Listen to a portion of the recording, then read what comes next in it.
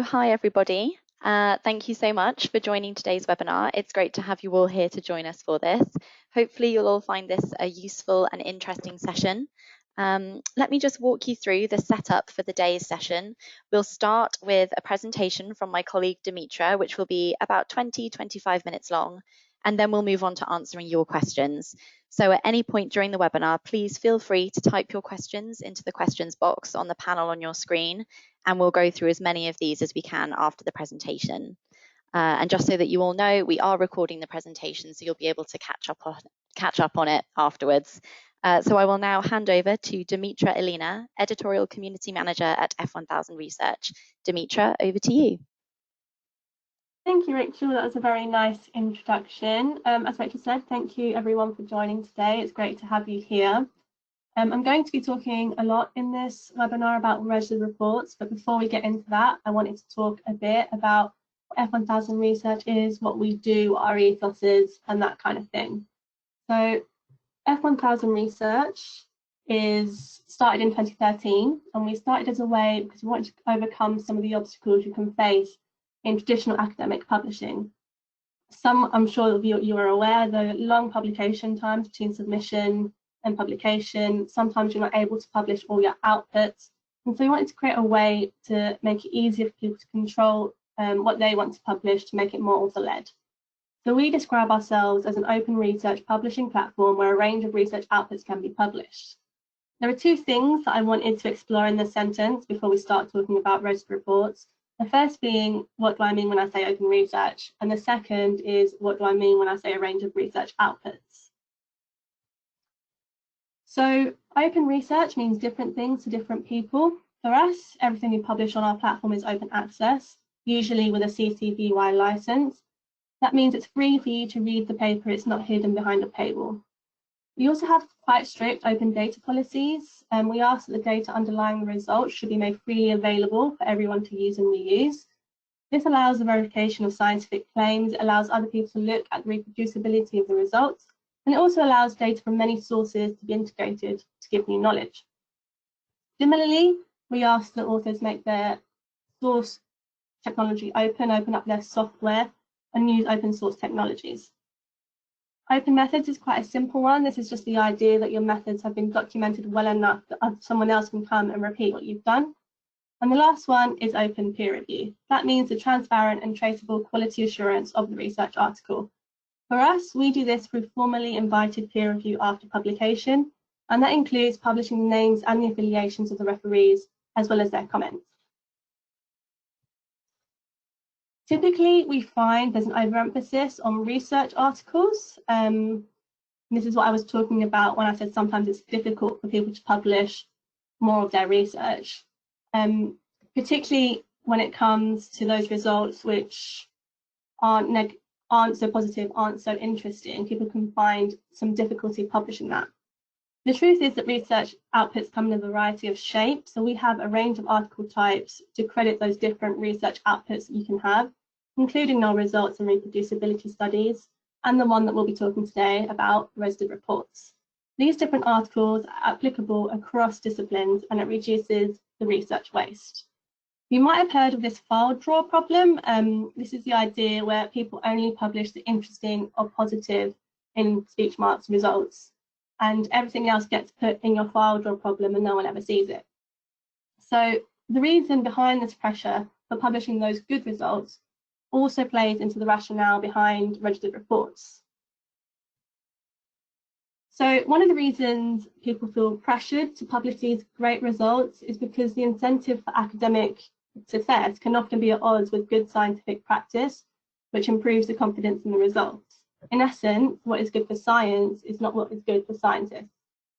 So this pressure is known as publication bias, and it's problematic because the underreporting of negative results distorts the literature in a field of study.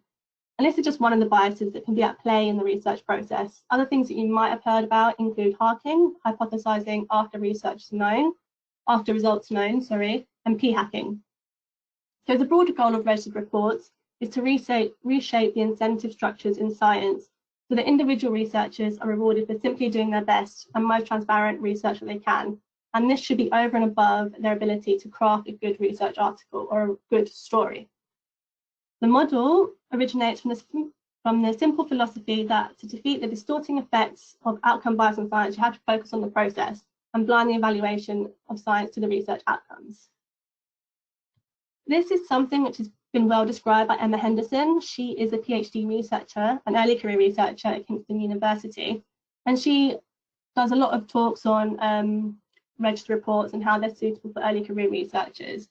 And she says there are many great reasons to write a registered report, and combating publication and researcher bias are probably the biggest two.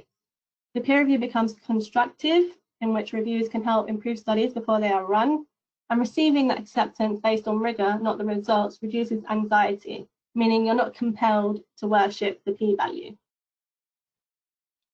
So onto registered reports. Typically, a registered report is a form of journal article in which the methods and the proposed analyses are pre-registered and peer-reviewed prior to research being conducted. This is what is called stage 1. The high-quality protocols are then provisionally accepted for publication before the data collection commences. Once the study is complete, the author will finish the article, including the results and the discussions. This is the stage 2. This will be appraised by the reviewers, and provided the necessary conditions are met, the article is published. So the idea is that by documenting the question, the theory, the proposed methods, it's a powerful remedy for a range of reporting and publication biases. So with this typical process, you have one article by the end of this registered report process. For us, it works a little bit differently. The cornerstone for the F1000Research registered report is the study protocol, and that's published and peer-reviewed prior to data collection. This is called stage 1. Note that it's published and then it goes through our open peer review process. So at this stage, we ask reviewers to assess whether the protocol is scientifically sound, and they also answer a set of questions which is tailored specifically to this format. As with any paper published on F1000Research, the authors are encouraged to revise the paper, address any concerns raised by the referees, and then following the study completion, the full research article is also published and then linked back to stage 1. It's reviewed to ensure that the registered protocol has been adhered to and that the conclusions are justified given the data. So with our process, you have 2 articles published, the stage 1 registered report protocol and the stage 2 research article, which are linked together. Alongside our open data policies, this format helps to enhance the credibility of the research while reducing the likelihood of misguided practices and researcher bias. So by this point, I've said the words open peer review many times, so I wanted to go through exactly how it works on our platform. This is what every research article, every article type goes through, including the stage 1 and stage 2 registered report. So when you submit an article to our platform, it goes to our in-house editorial team, and they carry out a series of pre-publication checks to ensure that all our policies are adhered to. This includes things like checking the ethical guidelines, making sure the underlying data is there, checking for any plagiarism. And then once the articles pass these criteria, it's sent to the typesetters. Within about 2 weeks, it can be published online. Note that although we have an editorial team who check that the article is stuck to our policies, we don't make any decisions based on perceived interest or impact of the article. And those instructions are the same instructions we ask our referees to follow. So the article is published online, it's open access, it's citable, it's got a DOI, and it's indexed as a preprint in Google Scholar and Europe PMC. At this point, the article is clearly labelled as awaiting peer review, and you've committed to our peer review process. Note that though it's like a preprint, you aren't able to submit it somewhere else because you've committed to our peer review process, and it's the publication that triggers the peer review process on F1000Research. So the peer review is formal invited open peer review after publication. It's led by the authors. We ask authors to suggest referees alongside an algorithm which will make suggestions for you. And as long as they meet our criteria, we invite them on behalf of the authors. So the names and the affiliations of the referees alongside their referee report is published alongside the article, a bit like peer review happening live. So the authors, they are able to respond to the comments. These are also published online, and they submit a new version of their articles that addresses the reviewer's comments. All versions of the article are linked and independently citable. Then once the article is passed peer review, it's indexed in PubMed, Medline, Scopus, and more. So for you to see what an article looks like on the platform, I've got an example here of a registered report. This is a stage 1 registered report. And you can see that the article type is listed as study protocol, and it's also got a registered report badge.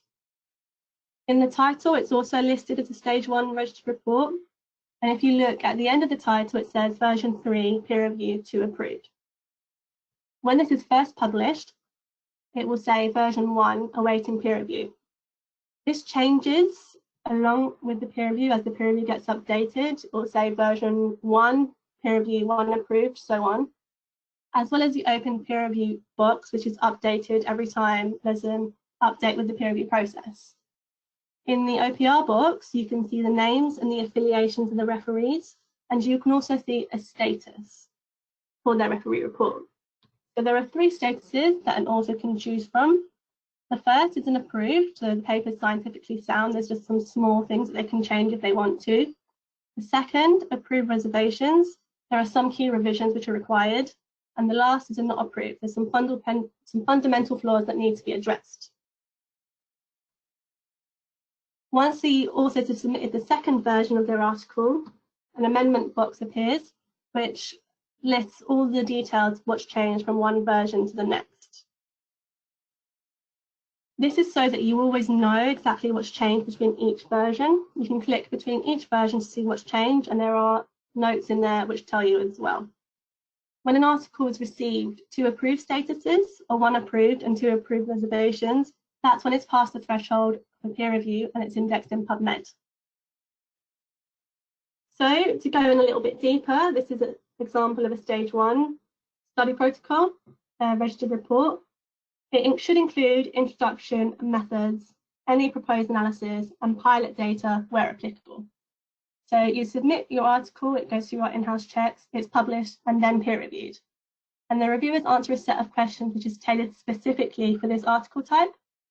So if you look at the peer review questions, you can see it's questions which are all made or designed to improve the design of your study. Questions like, is the rationale and the objectives of the study clearly described? Is the study design appropriate for the research question? Are there sufficient details of the methods? Are the people able to replicate it? Questions about data sets, things like that. So the feedback is given at a time when it's useful for you in the research process to make changes to the study design and improve the subsequent research article. You can see here there's an example of a review report. As I mentioned, name, affiliation, and the comments are all there for you to see. The author's response is also published online, and the idea is to create a constructive dialogue between reviewer and author, resulting in a highly detailed, repeatable method, which is important for reproducibility going forward. Your stage 2 is a research article. You submit it, it goes through a rapid initial check by the in-house editorial team before it's published with the awaiting peer review label in the title. It's got a registered report badge on it and linked back to stage 1 study protocol. The stage 2 includes the intro and the methods, as I mentioned before for the stage 1, but it now also includes the results and the discussions. The reviewers answer a set of questions, again tailored to this article type. These are questions like, are the introduction, the rationale, the stated hypothesis the same as the approved stage 1 submission? Did the authors adhere precisely to the registered experimental procedures? If not, have they explained why? Are there any unregistered post-hoc analysis added by the author justified, methodologically sound, and informative? These are all questions which we ask the reviewers so they are able to tell us if, and the readers, if you've stuck to your stage 1 study protocol. So the badging system shows that the stage 2 article has stuck to the criteria and it's labelled as a registered report. The open data policies that we have also makes it more transparent because readers are able to look into the data as well. Talking about open data, we have, as I've mentioned, quite strict open data policies. We follow this mantra that data should be as open as possible and as closed as necessary. That means we ask for the underlying data underlying the results to be published But sometimes we understand, for example, when there's patient confidentiality issues, that not all data can be published. We also endorse the fair data principles alongside our own open data policies. This is the idea that your data is findable, accessible, interoperable, and reusable. And our data lead created a handy go-to guide to help with this, which you can link to in this slide. This is all our part in ensuring that the research published in our platforms is reproducible. So each article includes a data availability statement, and it should provide the full details of how, where, and under what conditions the data underlying the results can be accessed. On top of this, one of our article types is a data note, and these data notes promote the reuse of data sets by providing a detailed description of the data set, which again makes it easier for other researchers to interpret. So hopefully, by now, you can see there are some benefits to publishing registered reports, but I wanted to create a way for you to see it a bit more visually. So in the normal research cycle, there's a few points when biases and questionable practices can come into play. Whether this is done knowingly or unknowingly is not really part of the point, but by implementing this registered report format, you effectively reduce the chances of these biases coming into the story. So on this figure, you can see in red a few things that can happen: publication bias, lack of data sharing, lack of replication, p-hacking, parking, low statistical power. When you put everything into a registered report format, this is effectively taken away. It prevents or reduces these practices that I've been talking about. It improves the study design when it's most useful for you to change things. It increases statistical power and sensitivity. And the last one, which is also very important, increases the transparency and the reproducibility of your results. These are all things which is very important in the current climate. COVID-19 is a very hot topic. There's lots of papers being published at an extremely fast rate and with more eyes on them than usual. We've seen a push, I've seen it on social media, for researchers to publish more openly as a way to ensure that everyone has access to the information. And at F1000Research, we quickly saw an increase in submissions on this topic. So we created an area for COVID papers within our disease outbreak gateway. So again, all the usual biases that I spoke about before will be at play in this area of research as well. And registered reports are a powerful way. Sorry, I'm just taking a drink of my water. They're a powerful way of advancing research on COVID whilst reducing publication bias and reporting biases.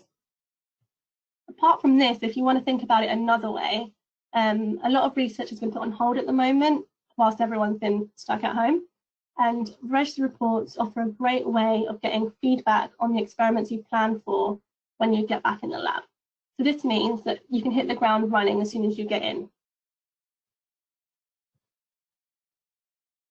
This is quite an interesting graph because it shows the number of journals adopting registered report format by year, either as a regular submission option or as part of a single special issue. So in the 7 years since the format was launched in Cortex, the number of journals has increased steadily to 244 journals. And you can see that F1000Research is there in the middle, 2017, becoming the first platform to combine the format with a post-publication peer review format. So you can see it's becoming a bit more mainstream with lots of journals adopting the format, but still the format is more popular within certain subject areas. Specifically in psychology being the most popular, I assume because that's where it started with Cortex. But we are increasingly seeing other fields becoming more interested. In particular, the format would work well within clinical trials, but I've also heard a few researchers within the ecology fields telling me it's something that they might be interested in. But even at the end of this, you might be thinking, Demitra, sounds like a great idea, but I've got some reservations. And there are some common misconceptions. The first one being that they slow down the pace of research. This is quite funny because it doesn't slow down the pace of the research, but it moves the bulk of the work from one stage to another. In the usual research cycle, your reviewers might tell you that more data needs to be collected, the control is not quite right, more analysis needs to be done. I'm sure you've heard those comments before. But And that can delay your work, especially if you have to resubmit between journals. But if you move when you're getting the feedback to a point much more earlier on in the cycle, you can change your study design when it's appropriate for you. It makes more sense to change the design before you've collected any data. So therefore, in the long time, it saves you time. In the long term, it saves you time. The second one, perhaps you think that they're not suitable for early career researchers. It might be surprising to hear that most registered reports are first authored by early career researchers. This is probably because the format works well for that group of people because it eliminates publication bias, therefore it reduces anxiety. So you are able to publish that work whether the results are negative or positive, or if they're not seen as important in the wider field. The third one I've heard, the format gives reviewers too much power to decide what research is undertaken. But really, it just redirects the power of the reviewers to provide input when it's valuable, as I was mentioning before. If you limit any major changes to stage 1, the reviewers can't therefore request any extra studies when it's harder for you to do that after you've collected all the data. The last one, it limits data exploration and the reporting of unexpected results. So you can include post-hoc analysis at stage 2 as long as it's clearly labelled, and almost all registered reports do. They also almost encourage you to publish unexpected results because your protocol has been proven as solid. So therefore, if your results are positive, if they're negative, if they're unexpected, it's good for you to publish them. You've already proven that your protocol is solid. So now I've spoken to you a bit about F1000Research. I've spoken to you a lot about registered reports. I'm hoping you can see there are some benefits to publishing in this way. The first one is we're very quick. Our open post-publication peer review model means the research is out there very quickly while the peer review is happening.